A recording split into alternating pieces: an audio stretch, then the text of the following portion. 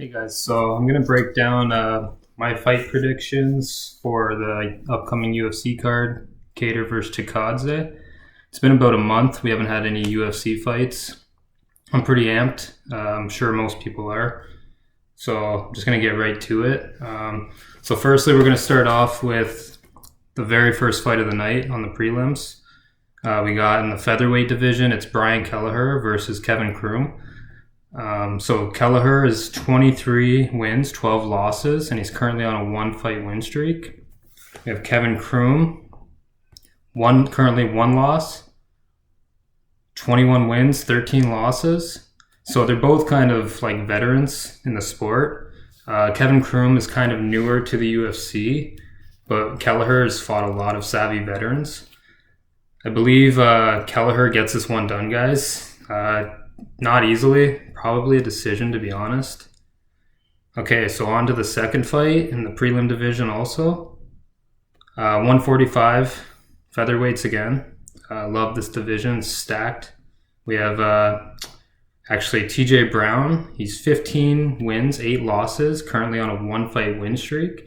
He trains with Bryce Mitchell as well. Small gym out of Arkansas, but a couple savages. They train together. He's fighting Charles Rosa, who is currently on a one-loss streak. He's a veteran. He's been in the UFC for about 6-7 years now, I believe. He's 14 wins, 6 losses. I see the veteran probably getting this one done. It's going to be a super close fight, I think, but I have to give it to Charles Rosa by decision. All right. The next fight is, I don't know too much about this guy. I don't want to butcher his name, but I think it's Ramiz Brahimaj. This is the 170-pound division. He's 9-3. He's currently on a one-fight win streak. He's going to be fighting Court McGee. If you've been watching the UFC for a while, like another veteran in the sport, 20 wins, 10 losses. He's currently on a one-fight win streak. He's always up and down, but he's always fighting gamers too. Never gets finished.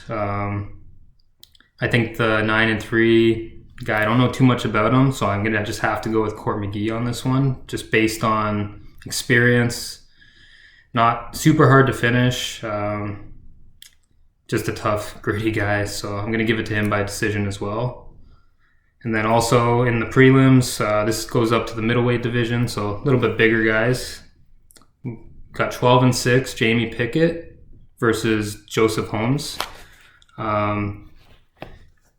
Jamie Pickett's on a one-fight win streak. Joseph Holmes is on an 8-fight win streak. He's 7-1. However, he's making his debut in the UFC. I was just watching the newest episode of Dana White's Looking for a Fight. He just fought on the LFA card. I think it was LFA 53. And Dana signed him from there. He's one of James Krause's fighters. And they have a stable of amazing fighters coming into that gym right now. So this Jamie Pickett guy, he's had like his record's 12-6, but he's been in the UFC for 3 or 4 fights. He seems to he lost his first 2, I believe. He's won his last one, but I think he might be outnumbered in this fight. This Joseph Holmes guy, I seen him fight, and he looked like he had pretty good striking, so I'm going to have to go with him winning by knockout. Okay, and we're still in the prelims here. I think this is the last prelim fight. So like the main prelim fight, I guess you would say. We got 12-2-1, so 12 wins, 2 losses, 1 decision. Joe Anderson Brito, he's a Brazilian guy. He's on a 10-fight win streak. With that being said, I think he's only had 1 fight in the UFC so far, so can't always just go by that. But he's fighting a guy who's had a few more fights in the UFC, Bill Algeo, who's currently on a 1-fight losing streak, and he's 14 wins with 6 losses. So for this one, this Joe Anderson Brito guy, I don't know too much about him, but I was just looking up his record, and he fought looked like good guys with good records, and he gets a lot of finishes. Seemed very well-rounded, a lot of submissions, a lot of knockouts, not very many decisions, and not like just fighting guys with no record, right? So that's always kind of what I look for when I'm picking guys that I don't really know too much about. This Bill Algeo guy, he hasn't fought anybody too crazy. I don't know too much. Maybe somebody can correct me in the comments if they'd like, but I don't know too much about this guy yet. I usually know a lot about the upcoming fighters, but I'm not, unless they kind of catch my eye with like some techniques I see that are crazy, or he's doing something different than everybody else. I don't really pay too much attention unless it's I feel like I can take something from their game and add it into my own. So for that one, I'm just gonna have to go with the Joe Anderson Brito. He's on a 10-fight win streak. Seems like a savage. Finishes most of his opponents. And I'm going to say by decision, because Bill Algeo is still pretty gritty and tough. He has has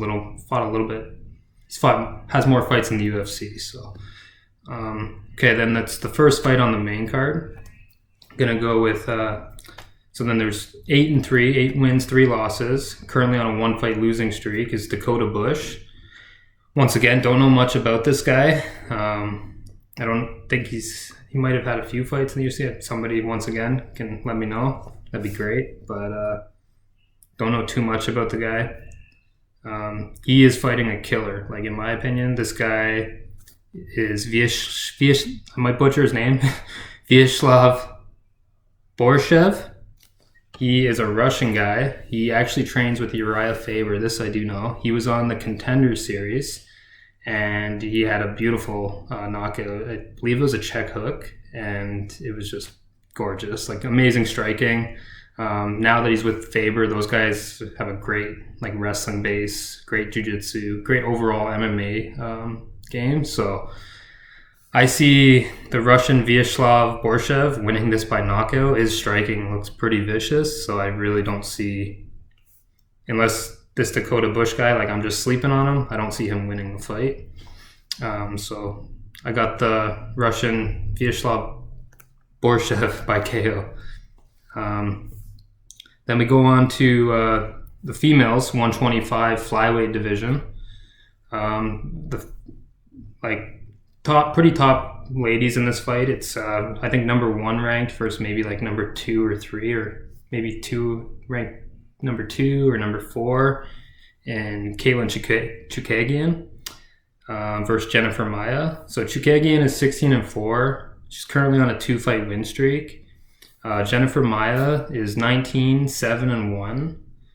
And she's currently on a 1-fight win streak as well. So they're both on, they both have a win or 2. They're both gamers. Both have fought Shevchenko. Maia actually went 5 rounds with Shevchenko, so that was pretty impressive. She was actually able to take her down, I believe, win a round against Shevchenko. Caitlin Chookagian, the only people that she's really lost to as of late would be Jessica Andrade by KO. Most people get KO'd by her. She's a beast. And Valentina, who everybody knows, probably one of the best, if not the best, in my opinion. So Chookagian's really good at like keeping distance, using the octagon to move around. She's very good at movement, like kind of like more of like a karate style, I would say, on striking. So she doesn't get hit very often. It's when people can actually cut off the octagon and actually hit her like Andrade did, and then that's kind of where, or take her down and beat her on the ground. That's kind of where they beat her. So Jennifer Maia has a good chance of maybe taking her down, getting her on the ground, but it's a lot easier said than done when somebody has good footwork to take them down and they're good at not putting their back to the cage and circling. She's pretty good at that. I'm not necessarily a huge fan of her style, but she gets it done. She wins a lot of fights by decision. So for this one, I'm going to pick Chookagian by decision. Oh, then this one here should be a banger. Flyweights, love flyweights. They're super exciting. Definitely one of the more underrated divisions, just based on like scrambles, just constant action, especially when it hits the mat. Yeah, sure, you might not see as many knockouts, but when they hit the mat, man, like, it's just constant movement, especially if they're really savvy grapplers. And Royval definitely is a savvy grappler. He's long, so he's kind of difficult for people to deal with on the feet, which tends to make some people shoot. And then he'll either catch them with like a guillotine, triangle chokes. He's very good on the ground. Most of his wins are by submission. His record's 12-6, but he's lost to some gamers. His last 2, he's currently on a 2-fight losing streak, but he lost to Brandon Moreno, who is currently the champion, and he lost to, I believe it was wasn't Kaikar, France. Another gamer, I think like one of the top guys in that division. And he's fighting Rogerio Bontorin, who I don't know a ton about, but he is a vet as well. He's 17-3. He's currently on a one fight win streak. But I just see Royval being a little too much for him. He's overall very rangy, very long for the division, so a lot of guys have a hard time getting on the inside with him. And then if you take him down, you're kind of going right into his strengths, which is his submission game. So I see Royval winning this one by decision. And then we're up to the co-main event here, which is Chase Sherman versus Jake Collier. So Chase Sherman is 15 wins, 8 losses. He's currently on a 2-fight losing streak. And then he's fighting Jake Collier, who's currently on a 1-fight losing streak, and he's 12-6. So their records, like, they're kind of both have their losses. Like they're not really on any crazy streak right now. Chase Sherman was looking really good before he just lost his last 2 fights. He had a nice fight against, I think it was Ike Villanueva, where he got a nice finish. Had a nice, I think, jab cross combination, and then like got him up against the cage, finished him with like an elbow, which was really nice. And then Jake Collier, he's just on a losing streak. I think he might have won the fight before that by decision or something, but like I haven't been super impressed with him. And he used to fight at light heavyweight, he moved up to heavyweight, and it's not like, it's kind of, it doesn't seem like he's been doing the best since he moved up. So I don't think it was kind of the best decision, but that's just my opinion. Like maybe he'll prove me wrong, but I'm going to have to go with Chase Sherman just based on that. Kind of fought the similar level of competition, so I think it'll be a competitive fight, but like it's heavyweights, there's always a chance for a finish, like more likely KOs. But sometimes when guys are coming off losses, what I find is they try not to take too many risks because they're worried about losing another fight, especially off like 2 losses, because a lot of the times in the UFC, 2 losses, and then if you lose your third, you're almost cut, guaranteed, from the UFC, unless you're some veteran or like fan favorite that they love to watch, which neither of these guys really have established that yet for themselves. So Chase Sherman, I think, you never know. I don't think they're going to take too many like crazy risks. Could prove me wrong, or they might both be super hungry to get a finish, but I don't really see it. I see them kind of. I have a feeling it might go to decision, so I'm just going to go with that. Chase Sherman by decision for that co-main event. And then we're at the main event. This fight I'm super excited for, and everybody should be, because this is definitely by far the most interesting fight of the night. Stylistic matchups. It's going to be a striking match. I do not see this going. I don't see either guy really trying to shoot. They're both their bases are strikers. They're just different style of strikers. So first you have Calvin Kattar. He's 22-5. He's currently on a 1-fight loss streak. And Giga Takazi, who's on a 9-fight win streak, and he's 14-2. So the thing is, you might look at that right away and say, Giga Takazi, 9-fight win streak, versus Calvin Kattar, he's on a 1-loss fight, right? So you would think right away Chikadze is going to win, but this fight's a lot closer than people would think. Just looking at the stats, you can't go based on that, because Calvin Kattar's been fighting a lot of gamers, and his last loss was to Max Holloway, who is probably, in my opinion, the best in the division. Him or Volkanovski have to be number 1 and number 2. There's no debate about that, really. And nobody's really been able to prove them wrong. The fight with Volk for Holloway, both were super close fights. And then Kattar, when he fought Holloway, like, most people can't deal with Holloway's volume. He's just such a good boxer. He's so good with his hands and so much volume, constantly keeping his opponent on the back foot, thinking constantly. It's a lot to deal with. So the fact that Kattar was even able to take the amount of punishment he took in that fight, like, Holloway broke records in that fight with the amount of strikes thrown. It was insane. If you haven't seen that fight, watch Holloway versus Kattar. It's insane. And like, I do not know how Kattar survived 5 rounds of taking a beating like that. It definitely wasn't good probably for the long term, but very impressive that he was even able to hang in there for that long, to be honest. I think 99% of people would have like quit in that fight, 100%. Giga Takazi, on the other hand, a lot of his fights starting off in the UFC, he didn't really fight high talent for probably maybe his first 5-6 fights in the UFC. So he is on a 9-fight win streak, but he's probably 6 or 7 fights in the UFC now. His last 2 or 3 fights have been a little bit of a step up. His last fight against Cub Swanson was amazing. Like, his liver kick is unreal. He's a southpaw, so he's kind of hard to deal with. He's more of the technical, I would say, kickboxer. Like, more well-rounded when it comes to striking with his punches, mixing up his punches, his kicks, and his knees. However, Kattar, I would say, definitely has the better boxing. So it's more, I think the key to this fight for either guy is who keeps the fight in their range.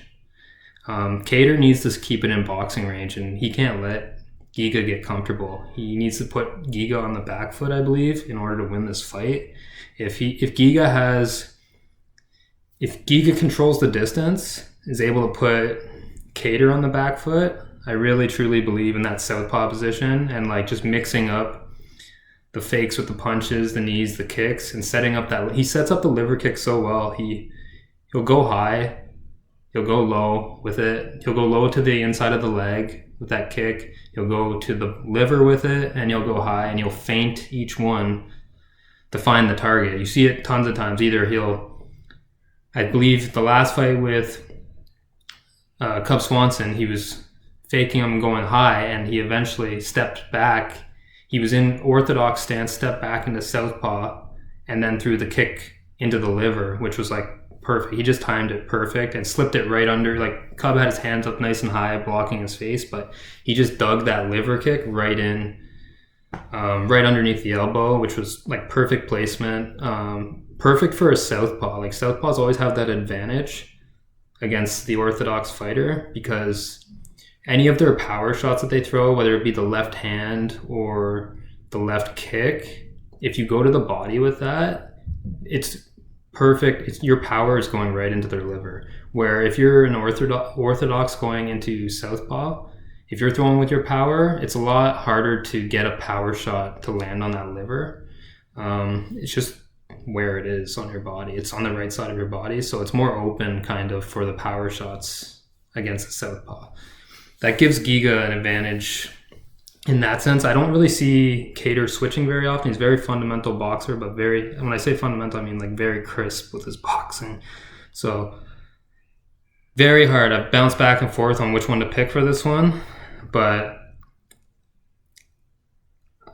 I don't know that effect that fight with Holloway had on Kattar. He hasn't fought, I think, in about a year. Giga's been pretty active as of late. He seems like he's on a tear. He's looking better every fight, been getting some finishes, and he's very crafty at landing that kick and setting that up. I think this is going to be a war. It's going to be a great fight. I'm just leaning like literally 51% to 49% towards Giga. Like, I have to pick Giga if I have to make a pick, but this fight could go either way, guys. I'd love to hear your opinions on it. It's going to be an amazing card. It's been almost a month now without it, so I'm pretty excited. I'm going to start doing these more often just because it's fun to break down these fights for me. Like, it's a great way, like, just studying fights. It's a good way to get better yourself and kind of just figure out what their game plans are going to be and like what they're trying to set up inside the ring. It really does improve your game. So if you want to leave a like, that'd be great. Leave a comment. If you guys want to leave your predictions, I'd be interested to see what everybody else thinks. If anybody, like, has more information on some of these guys, and if I'm sleeping on somebody, if you thought some of my picks were wrong, let me know. I'd love to hear it. Yes, give me a like, subscribe, please, and that'd be great. Thank you.